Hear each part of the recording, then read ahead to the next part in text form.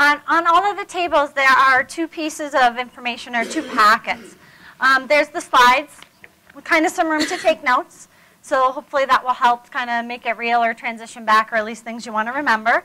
The other one we have is the interview guide development tool, and we'll be using this throughout some of the practices that we do today, along with some of the other materials, but we just passed that out to start. So you'll want to make sure you have one of those. We will do some teamwork today and some role playing and some of the information. If you had an AP that sat through the interview training yesterday, it's essentially this without the activities in it. We were asked to do it last week with the AP meetings. So if they attended one, it's the same content. They just didn't do any of the practice exercises because we had an hour and 15 minutes. So that wasn't enough time to get all the same things in there. But we're going to go through it today, and we're going to insert some of those practice and see if we can make it real. Any questions before we get started?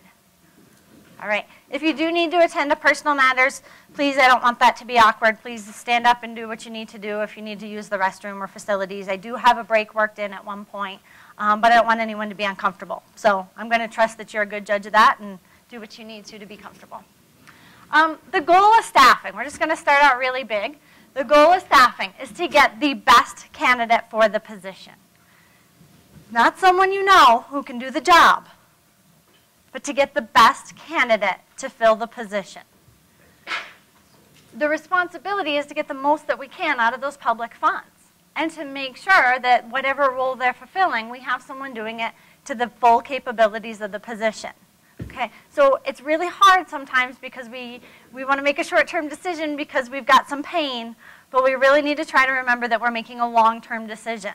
Especially here at Douglas County, when people have long average tenures, you're not making a decision for the rest of the school year. Very commonly in your hiring decisions, you're making decisions for the next 15, 22 years, right? So short-term pain, we have to remember that staffing is a long-term decision. When we say best candidate, though, we don't want to ignore the team, right? They have to fit within your team to give you the best team as well. Meeting compliance requirements is always in there. We try to put it bottom of the list. It's not something that should guide how we go into a process, but it is something we want to check along the way. Little checkpoints to make sure that when we're hiring, that we're doing it to meet all of our compliance requirements. Okay? We'll talk more at the very end about disparate treatment and disparate impact. The process flow to basically hiring is to make sure that the position is open. Post the position. We're not going to cover those in great detail today, but they are part of our overall process. Okay? We screen the candidates and or do a phone screen. So if you haven't been doing a phone screen in the past, we're putting it out there as an option. It's not an added step. You don't have to do it. It's a tool that you can do if you choose to. Okay? And we'll talk about how to make that effective, reduce the amount of interview time and maybe the number of candidates that you need to interview. So we'll teach you about it today. But again, it's not something you have to do. It's something you can do if you want to, and it should save you time if it's done well. Okay. We're going to talk about setting up the interview, checklist, and be prepared with questions. We'll go through conducting the interview, evaluating the responses that are given, okay, and selecting a candidate. We're also going to talk a little bit today about making the offer, because that step might be new for some of you to actually be making the offer. Making the offer means with salary. All right? So that, we just changed the definition. In the past, you were making an offer, but we didn't include the salary information because it might not have been available. Today, and going forward, making the offer includes telling them what they will make, should they accept your offer. All right? So we're going to use the same terminology, but it's going to include another piece from now on. Okay? And we'll talk through completing the hiring processes just briefly. We want to start with looking at a staffing funnel. A lot of what we do drives this model. It's called a staffing funnel, and it's a tool that we use in HR to analyze how we're doing sourcing and screening and hiring. And so just to look at it very briefly, the goal of every person who's doing sourcing, every recruiter we like to call them, should be to attract as many people as possible to every position. And you're like, yeah, great, thanks. Now I need to read all those resumes. No, because we would need to have a process after that. But that should be the goal, to do it and to do it cheaply and to get the best people in there by attracting a really large pool of people. What we want to do then is allow Taleo to start screening down those candidates. So if you look at the purple, those are all transactions done in Taleo. So we want to let the system do that. So whether I attract 100 people, 300 people, or 500 people to a position, we want Taleo to whittle that down to you to a manageable number. Maybe you want to review 30 or 40 resumes, but not all 300 for the kindy position. Okay, because I don't even know that you could. I think when there's 300 in there, you go through until you get 5 that are doable, and then the rest never get looked at, right? We want to allow Taleo to do that for you so that the 30 you review are actually people that you could reasonably put in a classroom. Okay? So we're going to use Taleo through the different screening that we have and the ACE. ACE tells us who met your pre-screen criteria. Taleo allows us to ask the applicants to complete a little questionnaire. We're going to talk about designing that questionnaire because you will have the ability to do that. That will screen those candidates down to really who meets the criteria you want, like whose resume do you want to look at. The question comes, are you sick of opening a resume for someone that thinks they want to be a teacher when in fact they don't even have a license or know that you need one? Got to at least know you need one, right? That would be step 1. Realize that this requires a license. Okay? So we want to let Taleo do some of that work so that we can narrow down who you interview. Interview might be the phone screen. It might be in person. Probably no more than 10 is reasonable. And then you do reference check on 1 or 2 people, and you're down to hire. All right? So when we look at the staffing funnel, we look at each of the steps that eliminates and reduces candidates. We also go one step further and we look at our sourcing to determine where people from various sourcing got eliminated so that we can identify good sources. We are posting on more than just the district website now. Okay? Some jobs are going on Monster or a Career Builder. Some jobs are going on Case or CASPA. We are posting them in more places. Some of them we're putting on Craigslist. So we're just using more sources and so that we can get more applicants. All right? So we look at where the effectiveness is, and then we looked at our sources for our hires, right? We'll also look at them down the road and see who attritted very quickly. Might be a great source because we get 3 hires out of it, but if they all attrit within 6 months, we need to reevaluate that. All right? So we use a staffing funnel to do that.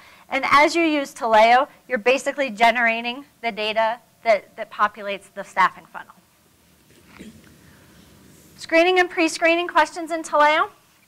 These are new, and we have maybe 20 or 30 questions in there. Courtney's nodding, which means I got it right.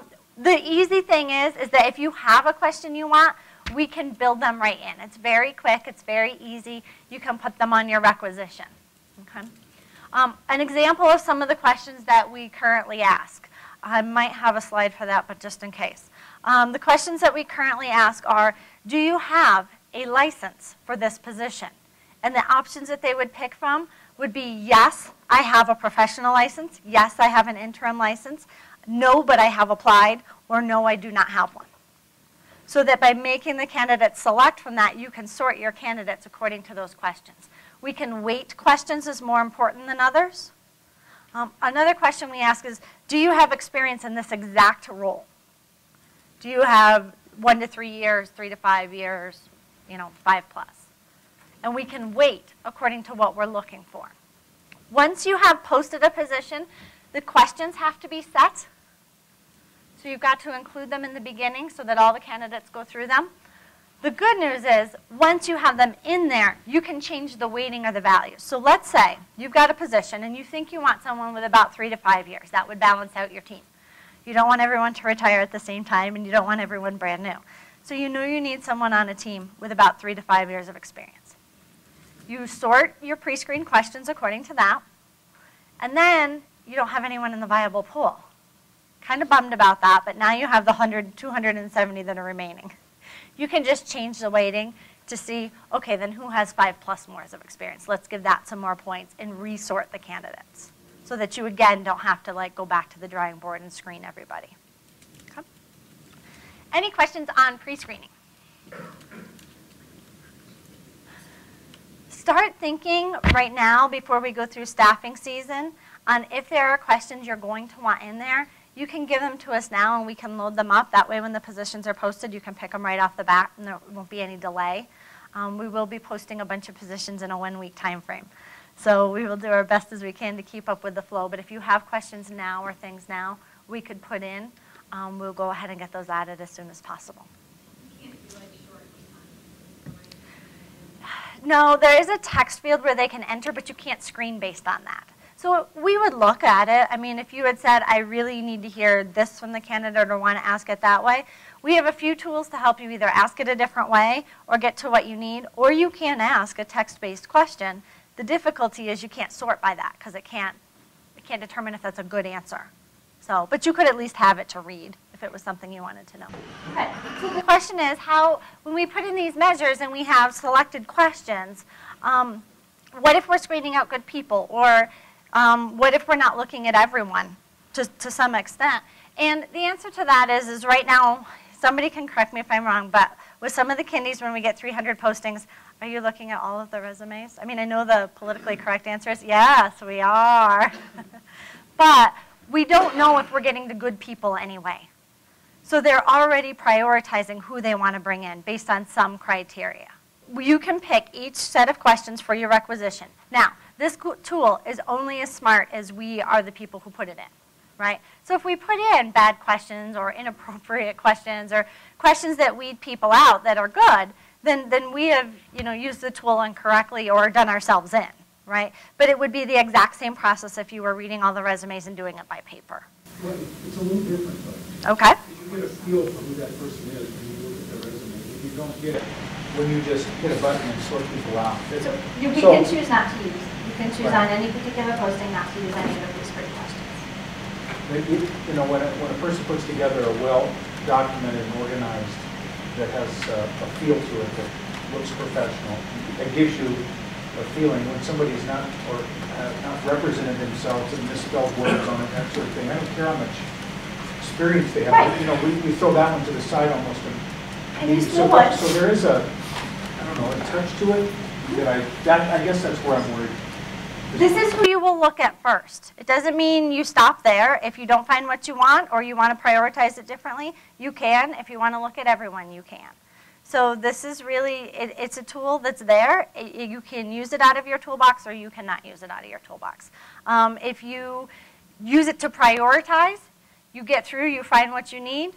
You may decide that you're okay. You may decide that you're not okay and you need to dig deeper and go through those other resumes that you wouldn't have looked at otherwise.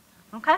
Did you have another question? If I'm understanding you correctly, I do agree in some areas with him, but what I'm hearing you say is I could, for example, sort on one question saying I have a license or I don't have a license, and then that narrows down and kicks out 15 people who are just, on them because job.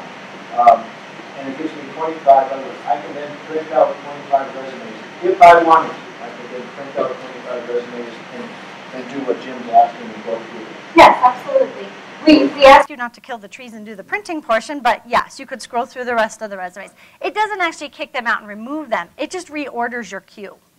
So you're just starting your screening from a certain place. It doesn't give you cutoffs or remove them from the list even. It doesn't automatically reject them. It just ranks them in the queue. Instead of seeing them in alphabetical order or in order by the date they applied, it just puts them in a different order. Most applicant tracking systems will not block applicants. That's not considered a safe to do practice. You have to allow people to apply because the fact of the matter is if they walked up and wanted to turn in an application, you would have to accept it. So, yeah. Okay, that doesn't mean someone's going to answer that question truthfully either. People can always lie. I can't stop that. Thought about that, but the mouse, Microsoft hasn't come out with that mouse yet that like buzzes them or shocks them back when they click the wrong lying button. So I've asked, but they haven't yet devised that. So yes, people could still lie. So you will occasionally come across one where someone has lied. And people, I won't say they lie, they rationalize it in their own method. So yeah, all right, good. Let's move on a little bit. So I did have some examples of questions. How many years of experience do you have in this exact role, and how many do you have in a similar role? Kind of drives specifically what we're looking for. We didn't just say yes or no, because you get more people rationalizing when you ask them a yes or no than if you ask them to quantify it. Okay. How many years do you have working directly with IB curriculum? Are you currently working nights? That's one we use with our custodial. They have a better retention rate if the people are actively working nights and they're going to, continue to work nights. Try to do my arms out here. Okay. So what questions would you like to add? Let us know and we can get them built before you have positions posted. So we'll start with our first little example. What is your favorite interview question? And if I can get just 4 or 5 of these, what's your favorite interview question? The long one. It's a long one? I'll shorthand it if I can. Yeah. Okay. You have 3 bones. Okay. It's a math question. It's not a bone. It's a funny bone, Okay. a backbone. Okay. Funny bone, backbone, and Hand bone. backbone, and Dry bone. I'll come back. I'll give you the other bone in just a second. Okay. There's no pressure in me. Wishbone. I see your wishbone. Wishbone. Okay, great. How do these bones relate to your teaching and student learning? Okay. Anyone else with a very simple question? Okay. Yeah. Describe a successful lesson that you taught.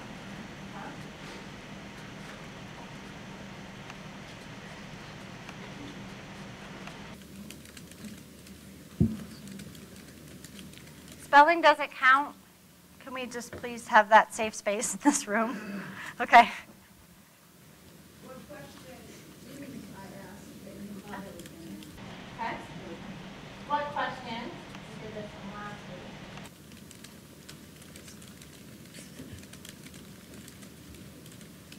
Okay. Great. If you were to write one professional goal for the next year, what would that goal be? Okay.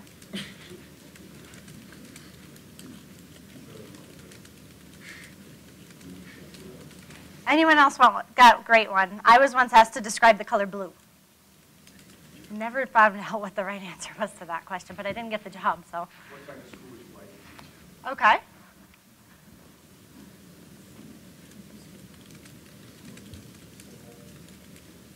And what's the last one for me? This is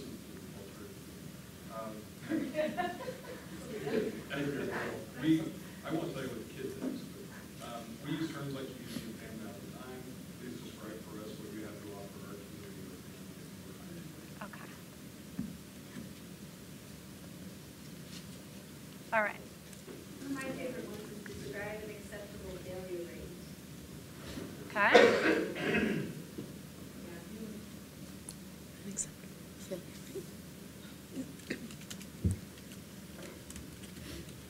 Okay. I think people go at it, I had really interesting, some people, of course, they know their way. When I answered it, I got really mad. I didn't ask questions. But other teachers will talk about how that looks on videos and that. Okay. So we'll examine those as we go through the training. We just wanted to capture some before we started. All right. We're going to pro and con those at the end after we go through what we've learned. All right. So when we talk about interview questions, one of the exercises that we have for you today will walk you through creating interview questions. Some of us probably have guides that we've been using for some period of time. You can start there, of course, but if you have to create an interview guide for a position that you haven't hired for, or you want to go back and re-examine yours from square one, this kind of takes us all the way back to square one. The first thing that you should do is look at a job description and identify the needs versus the wants. What are the essential functions of the job? So you start with a job description. This is a made-up one. Please don't over-criticize it or get lost in the semantics, but we'll pass this out, okay? And maybe if I can, if you guys want to take one of those. So take a look at the job description. If there's any extras, just leave them in the middle or help your cohorts. Thank you. There, thank you. And I usually just take highlighters or pens and go through and start circling, right? What are the things in here that I need or want? It kind of forces you to prioritize the job. You know, how long is an interview?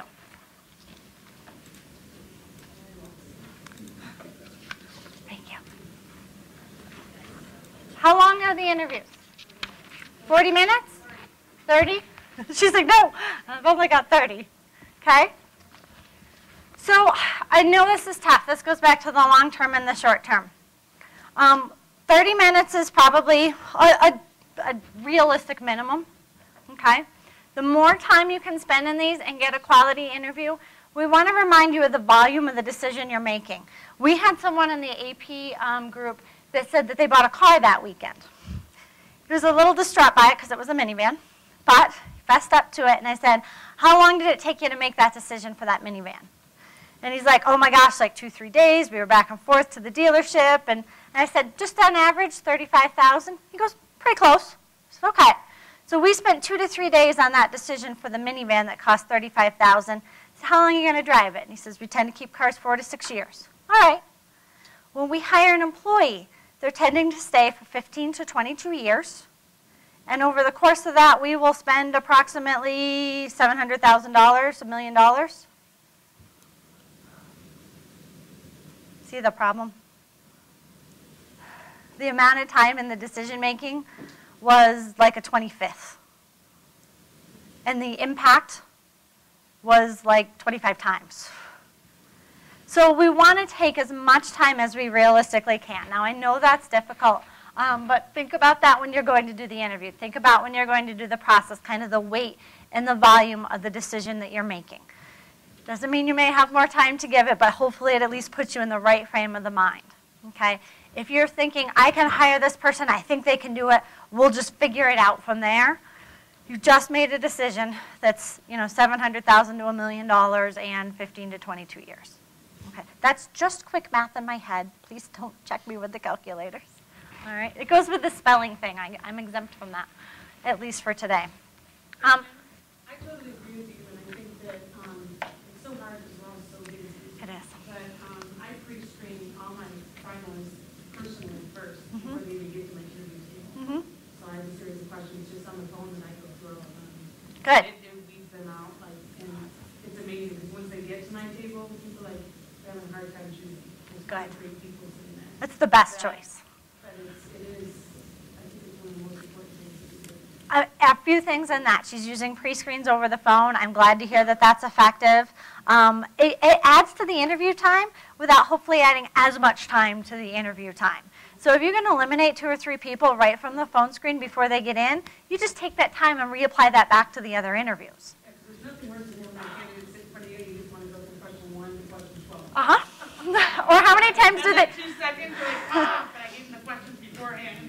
There are times, we shouldn't make snap judgments, but there are times someone walks in and we say hello and we go, oh no, right? I've just lost an hour of my life that I can't get back, right? So we do have to be careful of making snap judgments, but I one day interviewed a pirate. I could have told you right off the get-go it wasn't going to work out. I mean, the man was dressed as a pirate. Seriously, a pirate. He had on a hat. He limped. He had pants, so we couldn't tell about the leg. It was not National Pirate Day, but I literally interviewed a man. He had big billowy sleeves on his shirt, and he had an eye patch. I mean, it was just, there was no other, he had an accent. It was very, very difficult to do the interview. My staff kind of like went like this and walked out of the room, and I'm like, thanks a lot. So there are times that we know, this was for a customer service position, facing a customer. That's just not going to work out. Okay, we went through the full interview because we took the time and made sure there were any great qualities underlying the pirate facade. But we just have to, we want to save as much time as we can. So I'm glad to hear that some of that's working out for you. Good. So if you take a look at the job description, and you guys can do this right now, you'll need the job description, and then you'll need that other handout on your table. If you go through and highlight or circle some keywords to get to what you need and what you want, you're basically going to put them just in a list in column 1. And then you're going to go back through after you get your list, and you're going to identify what was a need and what was a want, just with a little N or a W.